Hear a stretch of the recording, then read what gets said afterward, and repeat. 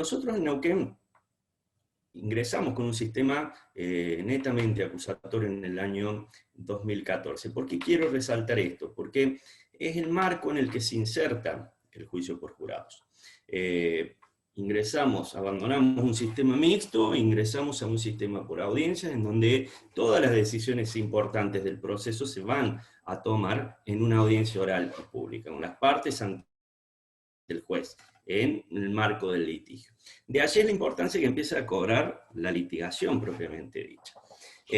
Y en ese modelo de sistema acusatorio es donde Neuquén instaura el jurado popular puro, podríamos decir, porque ya si bien en Argentina, Córdoba tenía un jurado, pero es un jurado con una mezcla de jueces técnicos, jurados que tienen que fundamentar su decisión. Entonces, el primer jurado puro, el estilo anglosajón, es el de Neuquén, con ciertas particularidades por ser propias de la legislación que se sancionó.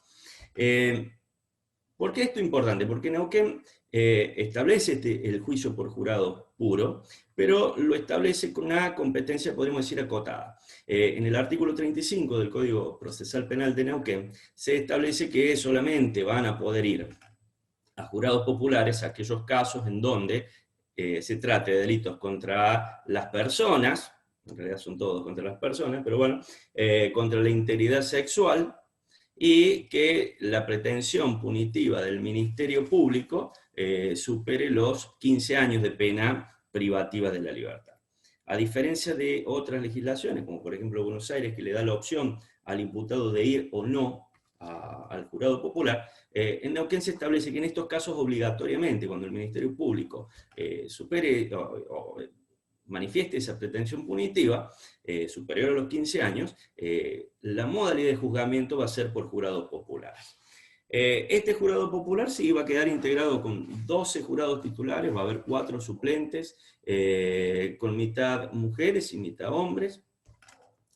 Y lo que tiene de importancia el juicio por jurado, que lo voy a señalar muy brevemente para poder hacer algunas referencias a cómo entendemos nosotros que debe trabajarse un caso de violencia de género para litigarse ante un jurado, son los momentos que tiene el juicio por jurado, y que son de suma importancia todos. En realidad, cuando yo les diría, tenemos un caso de violencia de género que va a ir a jurado, estamos hablando de un femicidio, de un homicidio del artículo 80, porque es el que habilita por las pretensiones punitivas a que pensemos en el marco de un jurado. Y a partir de allí es como va a ser también la investigación con la perspectiva de género, de debida diligencia que debe tomarse en todas las medidas que se van a ir adoptando, incluso a tener en cuenta no solo de tomar toda muerte violenta desde su comienzo, como investigarse como femicidio, por más que después pudiera determinarse quizás que ha sido un suicidio, sino también que ya a partir de ese momento uno empieza a pensarlo, luego de que ha transcurrido, incluso por la experiencia en juicios por jurados, empezar el escenario de un jurado. Entonces, desde ese momento mismo en que se toma conocimiento del hecho, de que se concurre al lugar del hecho, uno empieza a pensar cómo quiere, o quién quiere, en realidad en los profesionales que van a intervenir en el caso, porque en esto comparto con Diego Fernández, tiene que ser interdisciplinario, no hay otro modo, la investigación. Uno empieza a pensar también en qué calidad de profesional quiero trabajando en el juicio. Quiero acreditar a determinado perito, determinado criminalístico en el juicio, para que el jurado vea que es una persona que está cualificada profesionalmente para exponer sobre la materia en que lo va a hacer. Es decir, desde ese momento uno empieza a pensar en cómo construir el caso para el juicio. Y debe ser de ese modo. Pero, como les decía, hay momentos que son importantes en el litigio ante el jurado. Y si bien podríamos decir que los 3 momentos fundamentales que se regulan en la ley procesal son la selección del jurado, y luego un juicio que va dividido en dos partes, una que es la sentencia o el juicio de responsabilidad, y otro que es el juicio de cesura de pena, que, dicho sea de paso, aunque tanto el juicio con jueces profesionales como con jurados tiene esta división, la pena se discute en una audiencia específica para la cual las partes ofrecen pruebas específicamente. Yo creo que hay otra audiencia que es previa, y que desde el punto de vista, sobre todo de la acusación, en realidad también lo es para la defensa, es fundamental, que es la audiencia de control de la acusación. ¿Por qué? Porque allí es donde en definitiva las partes van a centrar o van a concretar su teoría del caso. La teoría del caso, como ustedes saben, es algo que puede ir mutando durante la investigación, incluso en una investigación de una muerte violenta de una mujer que se presume un femicidio, lo importante es trabajar distintas líneas de investigación para que no queden duda de cuál es la teoría del caso concreta que debe adoptarse, y que es la que en definitiva va a ir respaldada por la evidencia que se colecta desde la investigación misma. Y en ese momento del control de acusación es donde la acusación ya debe definir cuál va a ser la hipótesis fáctica, cuál es la teoría jurídica, y cuáles son las evidencias que van a sustentar cada una de esas proposiciones fácticas, de ese hecho que se realiza. Y en esa audiencia misma se van a discutir la pertinencia de esas pruebas, de allí la importancia del litigio, a la que hacía referencia a Leticia Lorenzo, y de cómo deben discutirse no solo pertinencias, sino exclusiones de pruebas. Aquí el sistema acusatorio en esta materia de litigio empieza a abrirnos a temas que quizás con el sistema anterior ni se nos ocurría, y empezar a hablar de, por ejemplo, perjuicios indebidos que puede generar la prueba contra el acusado. A ver, toda prueba de cargo va a generar un perjuicio contra el acusado, si no, no sería prueba de cargo, y el tema es realizar un test y verificar si efectivamente ese perjuicio supera más allá de lo que propiamente la prueba de cargo debe tener, y si se torna indebido. Y esto empieza a generar otro tipo de discusiones que en la provincia donde yo estoy ha generado algunas decisiones que entiendo correctas y otras que entiendo incorrectas, y que bueno, algunas han podido ser subsanadas en etapas de impugnación. Pero en esta audiencia del control de acusaciones, donde ya las partes, si bien se dice que la defensa no debería o puede no expresar cuál es su teoría del caso, yo sinceramente creo que es, porque la práctica misma lo refleja, muy difícil discutir pertinencia de una prueba si no se sabe ni para qué, cuál va a ser la teoría de esa parte. Incluso muchas veces los jueces expresan su preocupación por garantizar la defensa y que el imputado se encuentre bien defendido. Bueno, creo que una pregunta mínima que refiera cuál es esa teoría del caso que viera a sostener al juicio, le va a quitar esa preocupación de si la defensa ha hecho la tarea para tener preparada una teoría del caso en miras del juicio. Para esa audiencia de control de acusación, yo entiendo que ya la Fiscalía debe tener lista un proyecto de instrucciones, o sea, no debe ir a presentarse al juicio, pero uno ya debe tener planificado cuáles van a ser las instrucciones que al final del juicio yo quiero que el juez le dé al jurado para que decida el caso conforme a derecho.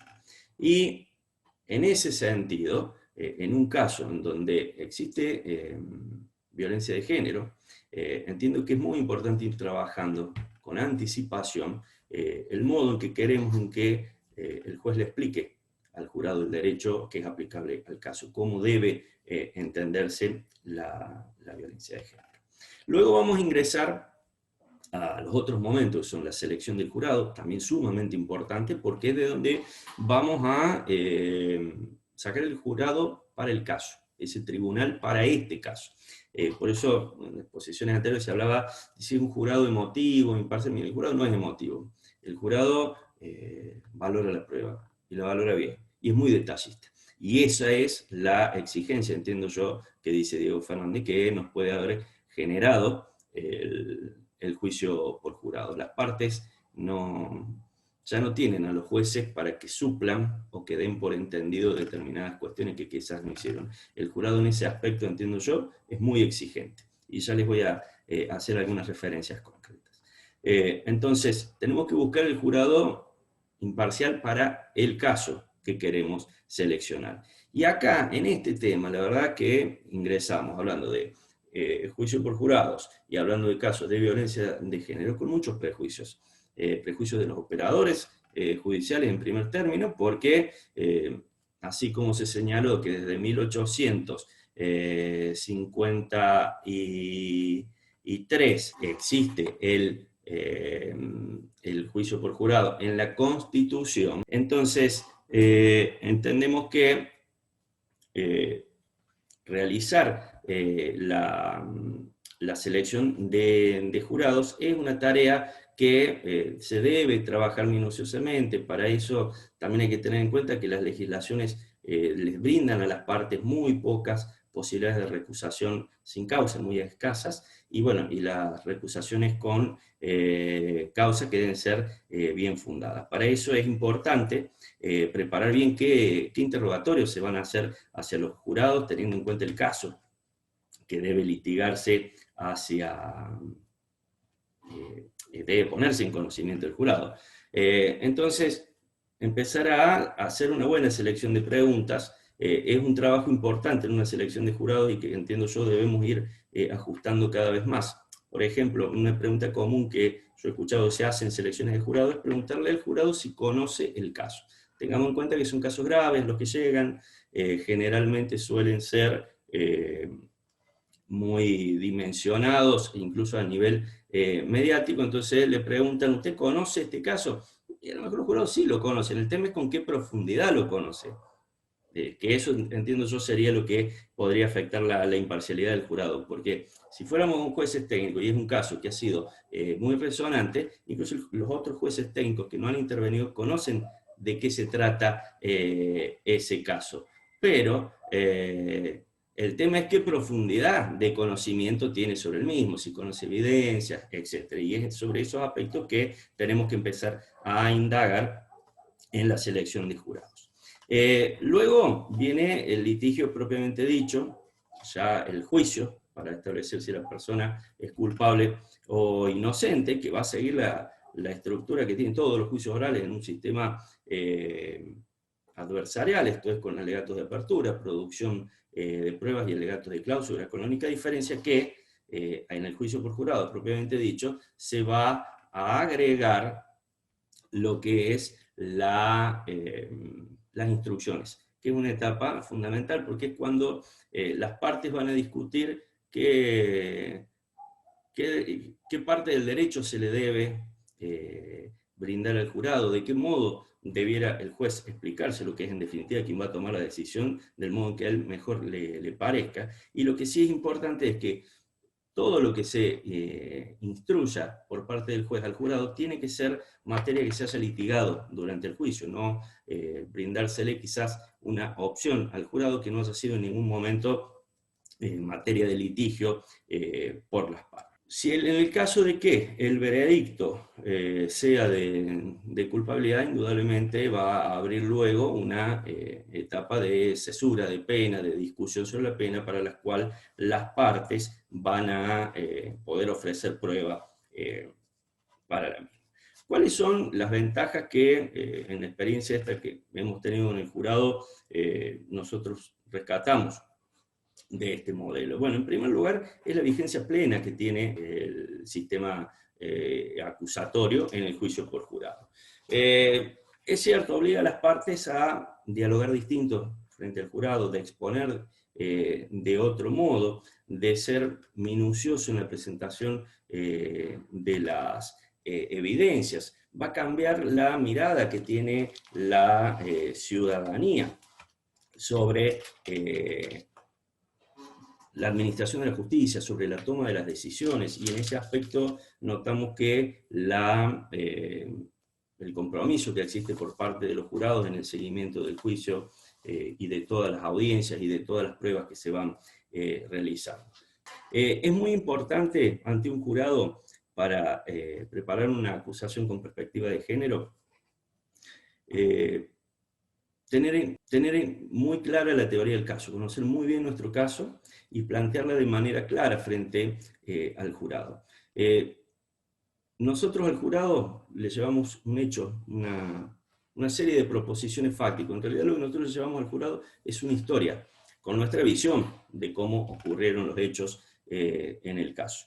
Para poder armar esa historia, aprendemos que hay que realizar ciertas preguntas, o tenemos que ir realizándonos ciertas preguntas, y la respuesta a esa va a ser el relato de nuestra historia. Es decir, bueno, ¿cuándo ocurrió esto? ¿Dónde? ¿Quién lo cometió? ¿Cómo lo cometió? Y hay una pregunta que entiendo yo en los casos, sobre todo en los que hay violencia de género involucrada y que obliga a investigar el contexto en el que ocurre el hecho, no solo lo que ocurrió antes, durante o después mismo del hecho en cuanto a rasgos de violencia contra la mujer, es el porqué. Cuando uno, lo que muchos dicen el motivo del homicidio, bueno, cuando uno puede desentrañar y busca, investiga cuál fue el motivo por qué el imputado le dio muerte a la mujer, empieza a ir trabajando y nos lleva obligatoriamente a trabajar el contexto.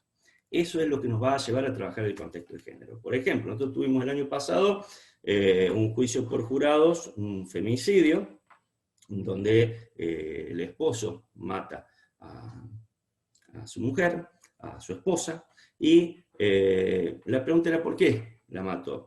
De la investigación que surgió, y la mató porque ella le había dicho que se iba a ir, que no quería tener más esa relación. ¿Y por qué? Cuando uno empieza a indagar por qué ella le había dicho eso y él actúa de ese modo. Bueno, entonces allí esa indagación nos fue llevando a determinar cuál era el contexto de violencia que venía ocurriendo desde hacía mucho tiempo, pero el ir buscando darle respuesta a esos interrogantes fue lo que nos permite ir buscando la evidencia, ser la guía, el plan metodológico que tenía esa investigación para poder acreditar ese contexto de violencia. Hay una cuestión que los jurados, impregnados por el sentido común, se preguntan, ¿y qué es lo que se va a preguntar cualquier persona? ¿Por qué alguien hizo lo que hizo? Bueno, empezando a buscar ese por qué, sobre todo en casos de violencia de género, es lo que nos tiene que ir llevando a que se investigue pormenorizadamente cuál ha sido el contexto en el que se dio el caso de este caso de femicidio y cuál era ese contexto de violencia en el que se fue dando quizás una escalada de violencia hasta que se llega a lo máximo, que es el asesinato de la mujer. Entonces, para finalizar, para que la investigación tenga perspectiva de género, bueno, tiene que ser desde el comienzo mismo, y uno tiene que ya ir pensando, en el caso de una muerte violenta de una mujer, un escenario de juicio por jurado. Y así, en base a eso, trabajar interdisciplinariamente con distintos peritos, que incluso no sé si van a hacer pericias específicamente lo que van a hacer en determinados casos, o más bien van a actuar como una ayuda en la investigación. Resultan fundamentales las instrucciones. El litigio tiene que estar basado en evidencias, y las instrucciones tienen que ser nuestra guía de trabajo. Cuando nosotros tengamos en claro cuáles son nuestras instrucciones, bueno, hacia allí, hacia donde vamos a orientar la investigación y qué evidencias debemos recolectar para que estemos en condiciones al final del juicio de solicitarle al juez que instruya de ese modo y pedirle al jurado un veredicto conforme a nuestra pretensión. Entiendo que un juicio, con su modo de desarrollo en un sistema adversarial y principalmente un juicio por jurados, favorece plenamente y exige el trabajo para la acreditación del contexto de violencia en el cual se produce la muerte de la mujer. Es el litigio llevado estratégicamente, con una investigación que tenga en cuenta las distintas aristas del caso para poder contextualizar las circunstancias en las que ocurre el homicidio, el femicidio, lo que nos va a permitir brindar la perspectiva de género a la acusación y poder exponerla con claridad frente a un jurado popular. Bueno, eso es todo. Muchas gracias.